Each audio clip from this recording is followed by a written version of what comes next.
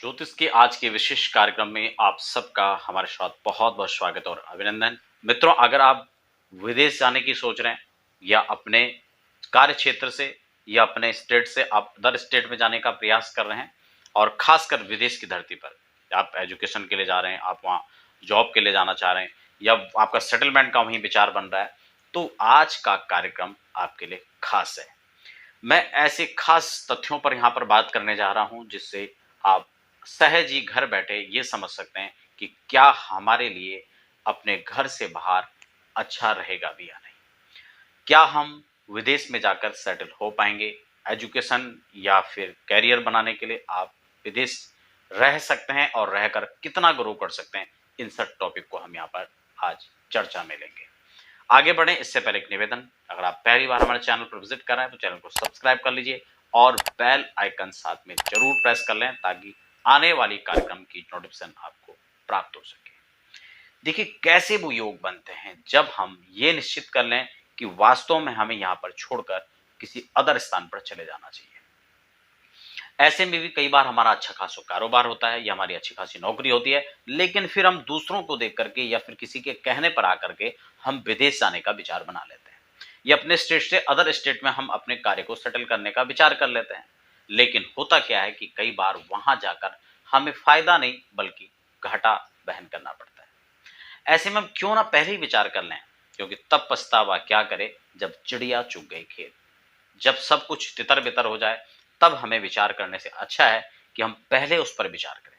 क्योंकि कई बार क्या होता है कि बहुत सारे लोग जब कंसल्ट कर रहे होते हैं, अपनी बातों को रख रहे होते हैं, पूछ रहे होते हैं, तो उस समय उनका ये प्रश्न होता है कि हम अगर खास इस बात को पहले डिस्कस कर लिए होते हैं तो आज उनको इस प्रकार का घाटे का सामना ना करना पड़ता। कई बार अच्छी खासी नौकरी छोड़ करके व्यक्ति परिवर्तन कर लेता है और कई बार वहीं पर व्यक्ति रगड़ रहा है लेकिन उसको सक्सेस नहीं मिल रहा है।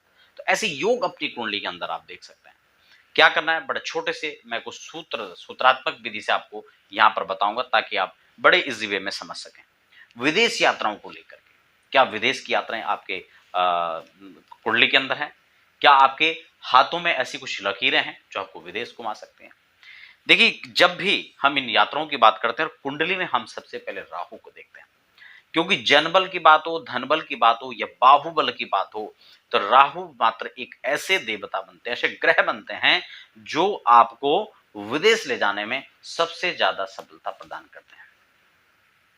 अगर आपकी कुंडली के अंदर आप अपना हॉरोस्कोप चेक कीजिए, अगर आपकी कुंडली के अंदर तृतीय भाव के अंदर, थर्ड हाउस के अंदर राहु है, तो आप यूं समझ लीजिए आपको विदेश जाने के अच्छे अवसर प्राप्त होंगे। आप घर से बाहर रहकर ही अच्छे धन का प्रभाव उत्पन्न कर सकते हैं। ऐसी स्थिति में अगर आप अपने कार्य को एक स्थान से दूसरे स्थान परिवर्तन करने का विचार कर रहे हैं तो आप इस दिशा में स्टडी करके आगे बढ़ सकते हैं। दूसरा भाव होता है राहु का छठा भाव। राहु जब भी छठे भाव के अंदर बनते हैं, वहां पर विराजते हैं, तब राहु आपको जनबल, धनबल और बाहुबल से संपन्न करके व्यक्ति को बहुत आगे तक बढ़ा कर ले जाते हैं। जितने भी आपने राजनीतिक कैरियर में अपने अच्छे स्थान पर जिन लोगों को देखा होगा, उनकी कुंडली आप उठाकर देखिए तो राहु आपको प्राय षष्ठम स्थान या द्वादश स्थान या फिर पराक्रम स्थान पर ही बैठे हुए मिलेंगे। यह व्यक्ति को बहुत अच्छी अपॉर्चुनिटी देता है, अच्छे जनबल को देता है और प्राय घर से बाहर जाकर के अच्छी तरक्की देता है। अगर आपकी कुंडली के अंदर भी छठे भाव के अंदर खास कर राहु बैठे हुए हैं तो आपके लिए बहुत अच्छी उपलब्धि दे सकता है ये राहु। समझने की आवश्यकता है किस राशि के अंदर है, कहां पर किस प्रकार की स्थितियों के साथ बैठा है, वो विषय बहुत अलग है, लेकिन सामान्यतः राहु षष्ठम भाव के अंदर खराब नहीं होता है। इसलिए अभी तक जो राहु खासकर देवगुरु के साथ में गोचर कर रहे थे मेष राशि पर, और सी सेक्शन के बारे में हो या फिर किसी भी इस प्रकार की विचार अगर हम लोग जिस पर करते हैं, तब राहु को किस भाव के अंदर बिठाया जाए, राहु के किस भाव के अंदर अच्छे परिणामों को लिया जा सकता है, तब राहु षष्ठम भाव के अंदर विराजित होना या गोचर के अंदर स्टडी करते हैं तो राहु के छठे भाव में बैठना अच्छा माना जाता है। आशा करता हूं आप मेरी बात को समझ रहे होंगे। कुल मिलाकर छठे भाव के अंदर अगर आपके राहु देव बैठे हुए, राहु ग्रह बैठे हुए हैं, तो आप विदेश जाने के लिए विचार कर सकते हैं। यह राहु आपको विदेश लेकर जाएगा वो बात अलग है आप किस परिप्रेक्ष्य में जा रहे हैं। आप शिक्षा के क्षेत्र में जाना चाह रहे हैं, नौकरी के लिए जाना, या आप फिर परमानेंट वहां पर सेटल होने के लिए जा रहे हैं। लेकिन ये चीज है कि जब परमानेंट सेटल के लिए आप जा रहे हैं तो उसके लिए थोड़ा स्टडी अलग तरीके से भी की जा सकती है कि क्या राहु वहां पर अपार सफलताओं को आपको इन फ्यूचर में देने वाले हैं या नहीं। फिर आपकी ग्रह स्थितियों को, आपकी दशाएं क्या चल रही हैं, क्या वो दशाएं ऐसी उतरी कि आप वहां पर गए, जैसे भ्रामरी की दशा चल रही हो राहु के साथ में, तो व्यक्ति चला तो जाता है लेकिन फिर यत्र तत्र वो भ्रमण करके परेशान होकर के फिर लौट आता है, उसको वो सक्सेस नहीं मिल पाता है। तो वो गया तो राहु ने तो अपना काम कर दिया, लेकिन फिर भ्रामरी ने वहां पर उसको भटकाव अलगाव की स्थिति पैदा करके और फिर वापस लाने का काम किया। तो इस चीज को भी हमें डिटेल में चेक करना चाहिए।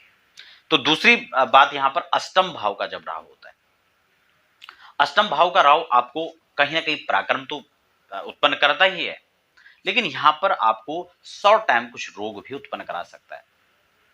खासकर उन लोगों के लिए राहु बहुत अच्छा काम करता है जो रिसर्च के क्षेत्र में काम कर रहे हो और राहु यहां पर बैठा हो, क्योंकि गुप्त रहस्यों का जो कारक है, गुप्त रहस्य देने वाले जो विद्याएं कुछ ऐसी हैं उसको राहु प्रदान करता है। और अष्टम भाव गुप्त रहस्यों का है, अष्टम भाव रिसर्च का है हमारी कुंडली के अंदर, तो इसलिए वहां पर राहु बहुत अच्छे परिणाम देता है। अगर आप लंबे समय से उस क्षेत्र में, उस दिशा में, उस कार्य में आप लगे हुए हैं और सफलताएं नहीं मिल रही है, तो जब भी गोचर के अंदर राहु वहां आएगा तब आपको अच्छे परिणाम देगा। अभी अक्टूबर के लास्ट में जो है राहु ट्रांजिट कर रहे हैं मेष से मीन राशि पर, मैं उस पर शीघ्र ही चर्चा करूंगा और आपको फिर बताऊंगा। कल मैं उस पर चर्चा करने वाला हूं कि कैसे, कल के कार्यक्रम में आप देखेंगे कि कैसे राहु जब यहां परिवर्तन करेंगे, क्योंकि अभी तक देवगुरु के साथ में वह चंडाल योग बना रहे थे, तो आपको चंडाल योग से भी निवृत्ति मिलेगी, उससे भी आपको छुटकारा मिलेगा। और तब कैसे राहु वहां परिणाम देगा देवगुरु की राशि में जाकर, उसको लेकर खैर हम स्वतंत्र चर्चा करेंगे। तो इस प्रकार से अष्टम भाव या तो गोचर में जैसे चल करके आ जाए, खासकर जब ये इस स्थान को छोड़ेंगे या जब इस स्थान पर आएंगे, तब आपको एक विशेष प्रभाव आपको देखने को मिलेगा। तो राहु की एक विशेषता है, अष्टम भाव के अंदर ये आपको अच्छे परिणाम देते हैं, लेकिन शॉर्ट टर्म कुछ रोग भी दे सकते हैं, उसका भी ध्यान रखना चाहिए।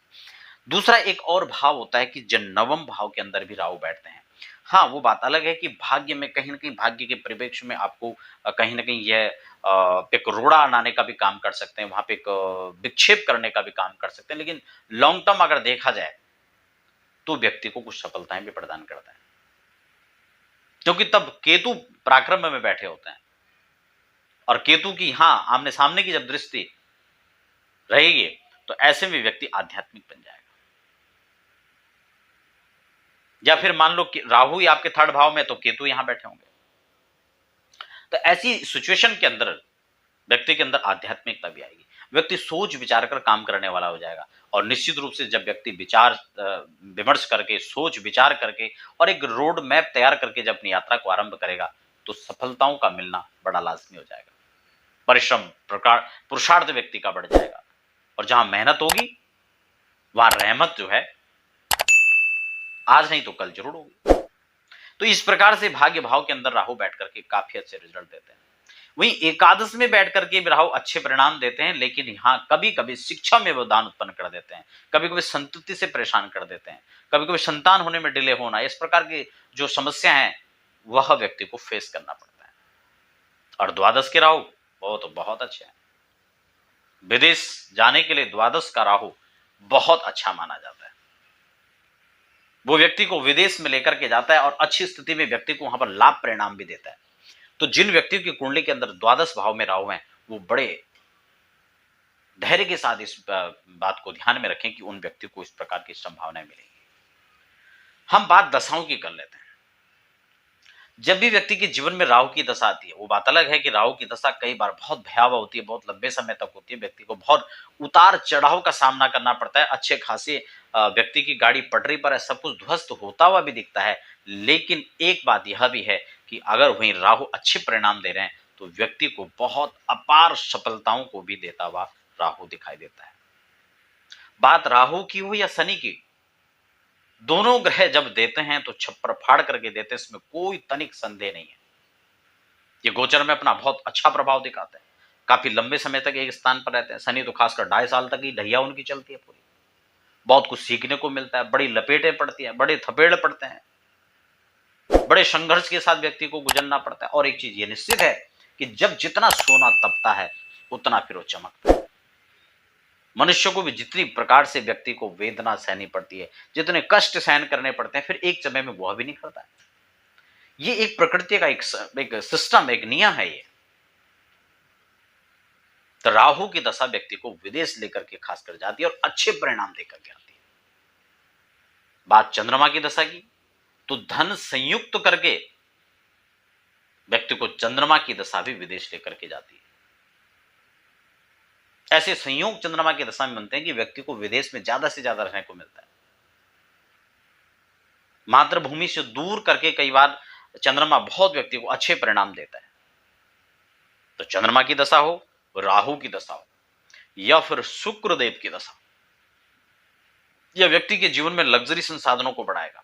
यह व्यक्ति में काम इच्छाओं को लेकर के व्यक्ति के तमाम डिजायर को पूरा करने का काम करेगा।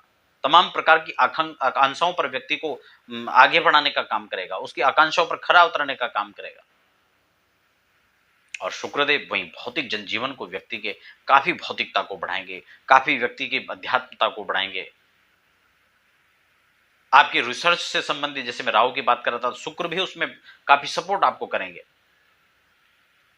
व्यक्ति को नई नई जगह घूमने को मिलेगा, नए नए लोगों से मिलने को मिलेगा, नए नए व्यंजन खाने को मिलेंगे, नए नए आभूषण आप व्यक्ति के जीवन में उनको धारण करने का अवसर मिलेगा। कपड़े का व्यक्ति शौकीन हो जाएगा, घूमने फिरने का शौकीन हो जाएगा, लग्जरी संसाधनों में व्यक्ति खर्च करने लगेगा। और उसी रूप में खर्च तभी करेगा जब आएगा भी। तो वो शुक्रदेव उसको कहीं ना कहीं उन संसाधनों को जुटाने के लिए प्रचुर मात्रा में धन की व्यवस्था भी करेंगे। तो जब भी शुक्र की दशा है, जब भी चंद्रमा की दशा हो या जब भी राहु की दशा हो, ये तीनों दशा काल व्यक्ति को विदेश ले जा करके आप अपनी कुंडली में इनका अध्ययन करें, किस स्थिति में, किस प्रभाव में बैठे हुए, यह इन दशाओं को आप अच्छा इसका लाभ ले सकते हैं। आप बड़ा परिश्रम कर रहे हैं, आप एक काम को यहां सेटल नहीं कर पा रहे, नहीं जमा पा रहे, तो आप स्थान परिवर्तन से भी आपकी संभावनाएं अच्छी बन सकती हैं, अगर आप इस प्रकार से देख करके, विचार करके और आप स्थानांतरण करके। अभी सडनली 1-2 दिन पहले की बात है, हम दिल्ली में थे और एक व्यक्ति वहां पर अपनी कुंडली दिखा रहे थे। हालांकि उनका दिल्ली के अंदर अच्छा खासा कारोबार है, उनके यहाँ पर बिजनेस उनके अच्छे वहां पर हैं, 2 फैक्ट्रियां उनकी दिल्ली के अंदर है, लेकिन वो बहुत लंबे समय से प्रयास कर रहे हैं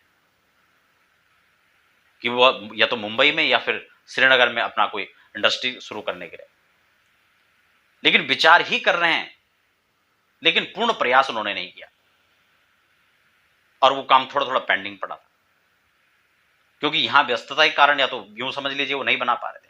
जब उन्होंने अपनी कुंडली देखा और उस विषय में मेरे से बात की, तो मैंने कहा आपका तो ज्यादा जो योग है वो घर से बाहर है, और स्वाभाविक बहुत अच्छी बात है कि वो वहां भी हरियाणा से दिल्ली आए हैं। पहले उनका हरियाणा में कारोबार था, तो मैंने कहा आपको घर से बाहर जाने में अच्छी सफलता रही होगी।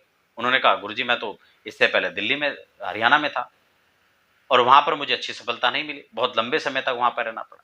मैं घर से बाहर ही निकलना चाहता था क्योंकि मैं अपने घर वालों की सेवा करना चाहता था। लेकिन जब उनको अचानक वहां से आना पड़ा तो दिल्ली में उन्होंने 1 फैक्ट्री नहीं, फिर 2 फैक्ट्रियां लगाई।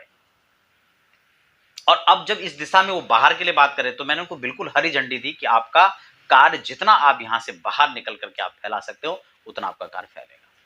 तो ये अनेकों बार इस प्रकार की स्थितियां सामने आती हैं कि जब व्यक्ति वहां तो बहुत जी तोड़ मेहनत कर रहा होता है, लेकिन वो सफलताएं नहीं मिल पाती है।